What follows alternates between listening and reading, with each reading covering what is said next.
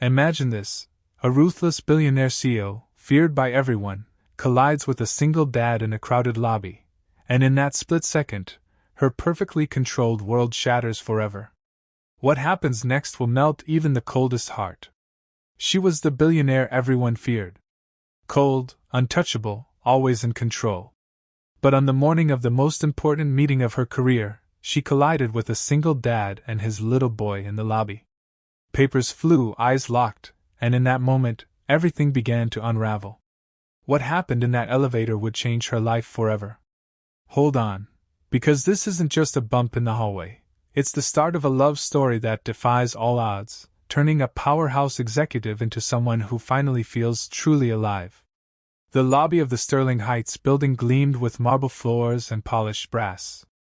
Every morning, executives in sharp suits moved like clockwork through its revolving doors. Among them, no one moved faster or with more authority than Elena Sterling, the 32-year-old billionaire CEO of Sterling Enterprises. Her heels clicked like a metronome. Her phone never left her hand, and the world seemed always a few steps behind her. This morning, she was running late for a board meeting that would decide the future of her company. "If I miss this, I might as well sign the deal blindfolded," she muttered, her assistant hustling after her. Elena pressed the elevator button with the impatience of someone used to doors opening instantly. When the doors slid apart, she strode forward only to collide with someone stepping out. Her phone nearly flew from her hand, and so did his stack of papers. "Oh!" Elena exclaimed, steadying herself. "I'm so sorry," said a man with warm hazel eyes and a breathless laugh, kneeling quickly to gather his things. A little boy clutching a dinosaur backpack peeked out from behind his legs, eyes wide at the elegant woman towering above them. For the first time that morning, Elena's world stopped spinning. The man straightened, still clutching a mess of coloring books and forms. His hair was slightly tousled, his shirt pressed, but without the perfection of corporate polish.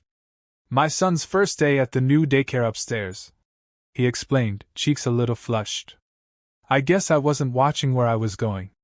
Elena's lips curved into something she hadn't worn in weeks. A smile. "Neither was I. You must be braver than most to face this building at 9 o'clock sharp." The boy tugged at his dad's sleeve. "Daddy, she's fancy." Elena let out a laugh. Soft, genuine, surprising even to herself. The man looked embarrassed. "Nathan Cole," he introduced, balancing the papers in one arm while guiding his son with the other. "Single dad, perpetually late, occasional hazard in lobbies." "Elena Sterling," she said before realizing the weight her name carried. Nathan blinked, then chuckled. "As in this Sterling?" He gestured to the logo gleaming above the elevator doors. She gave a small shrug, the kind of practiced indifference that came with years of headlines. Yet under Nathan's gaze, it felt oddly vulnerable. The elevator chimed, reminding Elena she had a boardroom full of directors waiting. She should have stepped in, nodded politely, and moved on. But instead she lingered. "First days are important," she said, glancing at Nathan's son. "I hope it goes well." "Thanks," Nathan replied, his smile warm. "Good luck with whatever you're rushing off to save."